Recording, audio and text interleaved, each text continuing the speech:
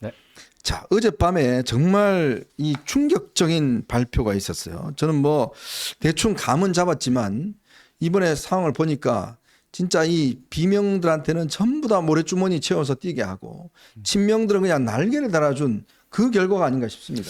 그렇죠. 뭐 어느 정도 예상이 됐던 건데 그냥 이제 혹시나 했더니 역시나 이런 결론이 나온 것이고 그래서 지금 어제 현역 7명이 날아갔잖아요. 네. 현역 7명이 날아갔는데 김의겸 하나 빼고 다 이제 이른바 비명이라 하는 거고 제일 좀 그 눈에 띄었던 거는 아까도 얘기했지만 세 표 차이로 떨어진 박광원 원내대표.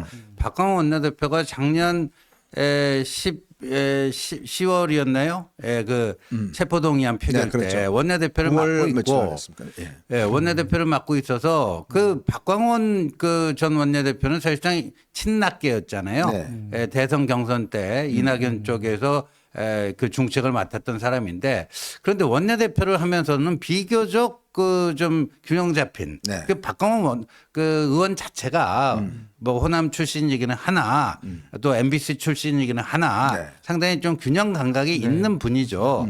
그래서 이제 원내대표 때 이재명 체포동의안 그것도 나름대로 본인은 이제 이 사실상 비명이면서도 이걸 부결시켜야 된다는 쪽으로 분위기까지 잡았단 말이에요. 네. 근데 결과적으로 이게 이제 무기명 비밀 투표를 하다 보니까 어디선가 이제 반론표가 나와서 그런 건데 그 화풀이 할 때가 있어야 될 거 아니에요. 그 그거를 사실 그 박광원 당시 원내대표 때 개딸들이 화풀이 하면서 그래서 그 체포동의안 그 가결된 거에 대한 책임을 지고 원내대표 사퇴하고 그때 이제 지금 홍익표가 들어선 거 아니겠습니까? 그런데 그때 한 번으로 사실상 그 뭐라 그럴까 통과 의뢰를 한 게 아닌가 싶었는데 이게 아니라 이제 드디어 이제 사선고지에서 개딸들에 의해서 이제 좌절되는 결과까지 나왔다. 이게 가장 그 어제 결과 중에서도 네, 좀 눈에 띄는 충격적이었죠. 거. 예. 더군다나 오늘 아침에 라디오 방송에서 민주당 인재영입이 간사한 김성환 의원이 이렇게 이야기를 했습니다. 당의 주인이 누군가를 확인하는 경선 결과가 아닌가? 이런 이야기를 했어요. 그러니까 이 당의 주인이 이재명인데 어디다 대고 이재명한테 대드냐? 대든 놈 다 잘랐다. 이렇게 지금 오늘 아예 대놓고 이야기를 했어요. 네. 어떻게 보셨어요? 저도 깜짝 놀랐습니다. 네. 이거 보고 그리고 또 박광원 의원님 되게 평이 되게 좋았었거든요. 네네. 예, 그래서 인기도 많으시고 그랬는데 이제 기사에 나온 것처럼 정말 피해 수요일 뭐 이런 기사가 이렇게 나왔었고 정말 동감을 했고 또 하나 여담으로 말씀드리면 기사 발표 시간이 10시잖아요. 네. 10시면은 이제 그 이후로는 뭔가 추가적인 기사를 내기가 좀 힘들고 바로 그렇죠. 이제 인쇄 들어가고 맞아요. 그러다 보니까 딱 민주당이 그 시간에 맞춰버린다고 하더라고요. 오늘 비대위 전 회의 때 그 이야기를 나오면서 정말 민주당을 정말 대단하다. 맞아요. 정말 결연한 의지로 딱 이렇게 내버리는 거 9시에서 다 보고 끝났대. 네, 네. 다 끝나고 나서 이제 다음 날짜 이제 기사 송고하고 막 이렇게 기자분들도 이제 쉬셔야 될 거 아니에요. 맞아요. 딱 그 마감하는 시간이 이제 10시인데 그때 딱 해버리고 전혀 이제 제론의 어떤 그런 반응도 이게 다 차단해버리고 하는 네. 걸 보면서 정말 결연하시구나. 그리고 보면서 정말 놀랐던 게 이제 우리 국민의힘 전신 정당들이 2016년, 2020년 어떻게 보면 굉장히 좀 실패했지 않습니까? 네네. 그 전철을 어떻게 이렇게 똑같이 답습을 하지? 막 이런 모습을 보면서 아실 텐데 이 똑같이 답습해서 우리 새누리당 때부터 이렇게 미래통합당 때부터 실패해왔던 그런 역사를 아시는 분들이 왜 그걸 똑같이 해야지? 혹시 뭐 다른 뭐 숨겨놓은 게 있나 약간 싶을 정도로 그런 생각이 들었습니다. 정말 놀랐습니다. 저는 정말. 네. 그러니까 어제는 보니까 박용진만 일단 결선 투표로 진출을 했는데 뭐 이거 곧 떨어질 겁니다. 그 다음에 이제 이 윤영찬, 강병원, 은평구의 강병원이요. 그리고 또 노영민 뭐 등등 해서 뭐 줄줄이 그냥 다 이게 떨어졌어요. 어제 보니까 이제 떨어지고 난 다음에 제가 이제 민주당 쪽 인사들 몇 명 이제 연락을 받았는데 이건 뭐 선거를 그냥 지려고 하는 게 아닌가. 왜냐하면 민주당이 이번 선거에서 가장 큰 무기는 뭐냐면요. 인지도입니다. 왜냐? 현역 의원들이 거의 160명 이상 있지 않습니까? 근데 4년 동안 현역으로 있는다는 게 그 선거구에서는 엄청난 메리트거든요. 근데 이번에 보면 웬만큼 이름이 알려지고 그래도 언론을 통해서 알려졌던 사람들 이런 사람들을 다 잘려버렸어요. 그래서 이거를 어떻게 봐야 되는가. 이재명도 바보가 아닐 텐데 이재명이 또 잔머리는 또 누구 못지않게 잘 네. 굴리잖아요. 그런데 왜 이렇게 무지막지한 스스로 이렇게 패배의 구렁텅이로 빠져드느냐 하는 건데 근데 여기서 잘 봐야 될 것 같아요. 그리고 이재명은 도대체 어떤 문제의식에서 저런 막장 공천을 감행을 했을까. 아마도요. 당의 리더십은 여러 가지 부작용 불협화음이 나더라도 이번 기회에 해치우겠다. 그럼 총선은 어떻게 치를 것이냐. 어차피 후보 등록하고 공직선거운동 기간 13일이 시작되면은 그 전에 있었던 이 막장 공천에 이거는 시간이 갈수록 묻힐 수밖에 없다. 네. 뭐 이런 계산을 하고 있는 것 같아요. 이런 계산을 하고 있는데 이거 보자고요. 저는 문심이 그 양산 책장수의 그 마음이 우리가 문심이 도대체 뭐냐. 아니 김영주 의원이 찾아갔을 때도 뭐 고개 끄덕했다. 그러니까 탈당해서 우리 국민의힘으로 오기 전에 양산 갔잖아요. 그때도 만나주고 네. 홍영표도 만나주고 뭐도 해주고 다 그랬잖아요. 근데 어제였어요? 6일이죠. 양산 평산마을에서 이 경남 지역 민주당 출마자들을 다 모아가지고요. 네네. 거기서 사실상 이런 얘기를 했어요. 이게 굉장히 중요한 얘기입니다. 이번 선거는 거꾸로 가는 대한민국을 바로 세우는 중차대한 선거다. 네. 그래서 이번 총선을 통해 그 위기를 극복하고 나라를 나라다운 나라로 바로 세우기를 염원하기 위해서는 민주당으로 승리를 이끌어내야 된다. 그러니까 이 문재인의 이제 진짜 마음이 진심이 어제 문심이 표출이 된 거예요. 네. 그리고 그 홍영표가 말이죠. 어제 탈당했잖아요. 홍영표가 뭐라고 했냐면 나의 오늘 탈당은 문심과는 무관하다. 네. 문 대통령의 의중과는 무관하다. 그러니까 문재인의 이거는요. 사실상 그러니까 윤영찬 주저앉히고 임종석 주저앉히고 그게 역시 이 양산 책장수가 아니었나. 안 그러면 그렇게 자기 새끼들이 다 그냥 도륙이 되고 뭐 하는데도 결국 민주당으로 승리해야 된다 이 얘기를 하잖아요. 그러니까 이재명은 문재인이 이렇게 나올 거라는 거를 읽고 그러니까 문재인이 이렇게 받쳐주면요. 지금 그 새끼들이 죽었잖아요. 새끼들이 다 도륙당했다 할지라도 이게 이제 이 공천 국면이 이제 마감이 되고 뭔가 이제 공식 선거운동 기간이 되면 좀 새로운 라운드로 들어가면서 이거는 좀 잊혀질 수 있지 않나 이런 주판을 튕기고 있는 게 아닌가 보여져요. 제가 오늘 우리 그 현재 주재하는 기자가요. 아침에 여기를 찾아간 모양입니다. 찾아가서 이제 책방에 사람들이 얼마나 몰까 했는데 오늘 오전 내내 있었는데 딱 한 명 왔대요. 한 명. 거의 뭐 아주 이제 쥐새끼 한 마리 안 나타나는데. 자, 근데 지금 보면 이렇게 이번 이제 이 공천 결과 예전에 그런 적이 있었습니다. YS가요. 김영삼 대통령이 3당 합당을 했습니다. 근데 이제 거기서 사실은 민정계가 다수였거든요. 근데 YS가 이 결국은 대권을 잡았잖아요. 네. 그때 YS가 쓴 전략이 뭐냐면 민정계들 대부분 다 공천 줬어요. 다 공천 주면서 그 사람들 다 자기 사람 만들어 버렸어요. 왜냐하면 가장 강력히 반대하던 사람을 자기 사람 만들어 버리니까 오히려 이 사람들이 충성도가 더 높아지는 거예요. 그러니까 이게 결국은 이제 포용 전략인데. 근데 이재명은 이번에 공천하는 걸 보면 정말 자기에게 조금이라도 반대하는 사람은 이거는 용납하지 않겠다. 원내대표마저도. 네. 아니 그때 박광원 원내대표가 그냥 나는 부결 이거 찍었다. 네네. 그 이야기를 아예 공개적으로 이야기를 했잖아요. 네네. 그런데도 이번에 하위 20%. 아니 전직 원내대표가 하위 20%라는 게 말이나 되는 소리입니까? 네. 그래서 저는 그거를 보고 어떤 이재명 대표님께서 좀 쌓여온 한이 있으셨던 게 네. 아닌가. 네, 예전에 어떻게 보면은 운동권의 적자는 아니셨잖아요. 그렇죠.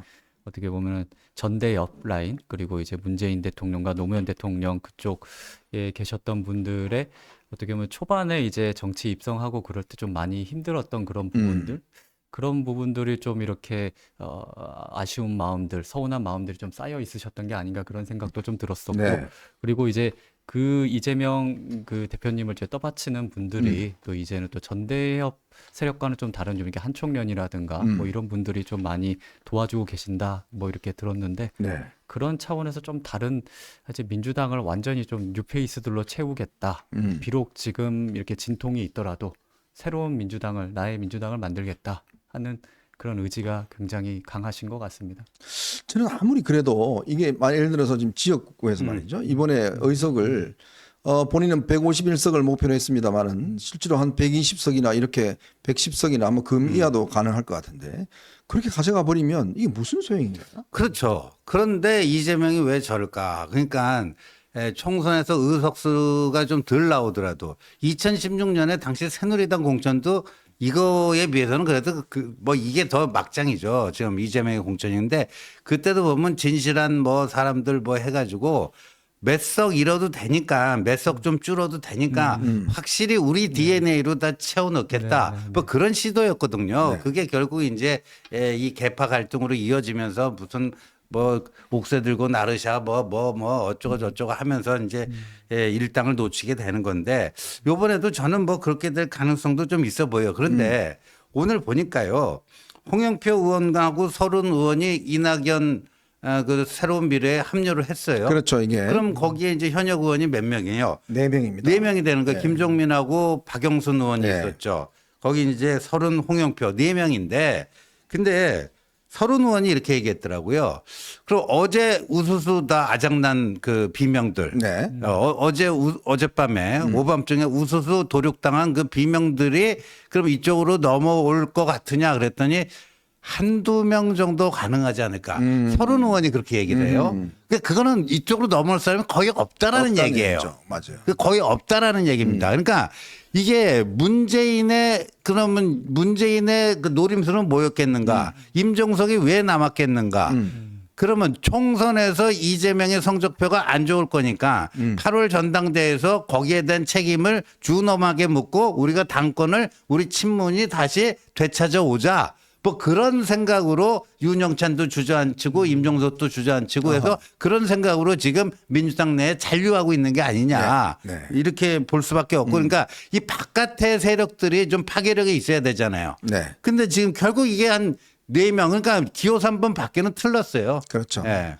자, 그러니까 제가 좀 그래서 한번 이 취재를 해봤습니다. 자, 그랬더니 왜 임종석이나 이런 사람들이 이제 이번에 그 나가지 않았는가? 뭐 내부적으로 그런 이야기를 했다는 거예요. 만약에 우리가 나가면 이번 선거 질 게 뻔하다. 오늘 홍영표도 그 이야기 했습니다만은 자, 이대로면 민주당은 참패다. 자, 그러면 이재명 입장에서 보면 그 참패의 원인을 어디로 돌릴 것이냐? 자, 그러면 이재명이 이제 앞으로 당대표를 또 아마 계속 할 것 같은데 그러면 참패를 할 경우에 이재명은 봐라 너네들이 나가서 지금 이 참패를 했다. 그러니까 그렇죠. 지난번 이 지방선거도 참패를 했는데 본인이 계속 자리를 잡고 있었잖아요. 네. 근데 이번에 만약에 본인이 나가버리면 봐라 너 임종석이 윤영찬이 너네들 때문에 우리 다 졌어. 너네들 책임이야. 라고 하면서 계속 틀어잡는 그래서 이제 내부적으로 자 그런 명분 주지 말자. 그리고 어차피 선거 끝나면 지금 친명하지만 만약에 이재명이 뭐 여러 가지 사법 리스크가 확실히 되면 친명할 사람 없다.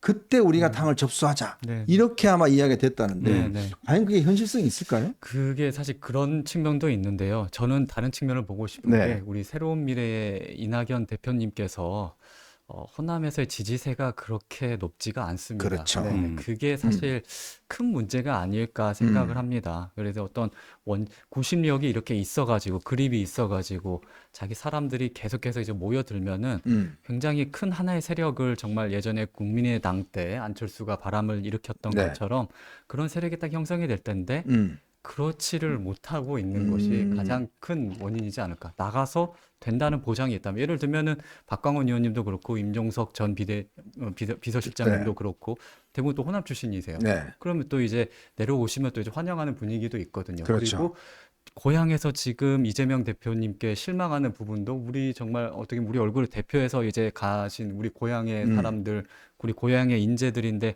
다 저렇게 떨어지는 모습을 보고 이제 학을 띠고 있지만 그렇다고 또 이낙연 대표님에게 내 마음을 주기에는 좀 부족하다 이런 의견들이 또 대표적인 것도 사실입니다. 이거 그래서- 보자고요. 네네. 지금 선거법상 네. 경선에 참여하게 되면 그 당 후보로 같은 지역구에 나갈 수가 없는 거. 아니 그러니까 네, 네. 그 지역구에 나갈 수가 그 없는 지역구에 거예요. 나갈 수 네, 없어요. 네. 탈당해가지고 무소속이라든가 네, 네. 다른 당 후보로 그 지역구에 나갈 수는 없는 거예요. 네, 네. 그 얘기는 뭐냐면 바꿔 얘기하면 지금 박광원, 윤영찬 이 다 호남 출신 아니에요.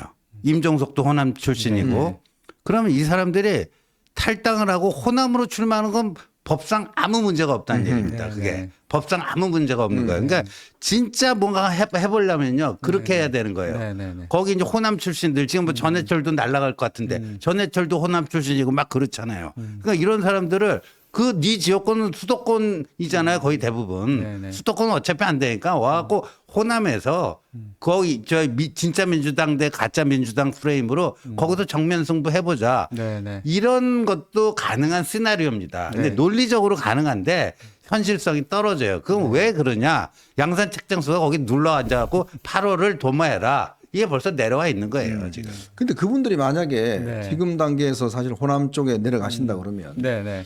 호남 여론이 많이 바뀔 수 있을까요? 일단 안철수 국민의당에 대한 어떤 그런 경험, 학습 효과죠. 학습 효과. 예, 그 3당은 해봤자 안 된다. 줬는데 네, 네, 네. 내다봐야 당했다. 그렇죠. 네. 당했고 그리고 이제 결과가 일단 좋지 않았을 뿐더러 당시에 어떤 안철수라는 어떤 거대한 구심점이 있었는데 네. 이게 그 여론조사 1위도 하고 그랬었습니다. 그렇죠. 그러나 우리 이낙연 대표님이 그 정도의 그런 그립감이 있냐 그런 어떤 한계가 좀 느껴지는 것 같습니다. 그리고 대부분 그렇게 많이들 하셨어요. 그 천정배 의원님 같은 경우, 네네. 천정배 같은 경우 이제 안산에 출마하셨다가 맞아요. 결국에 이제 광주로 돌아오셨잖아요. 네.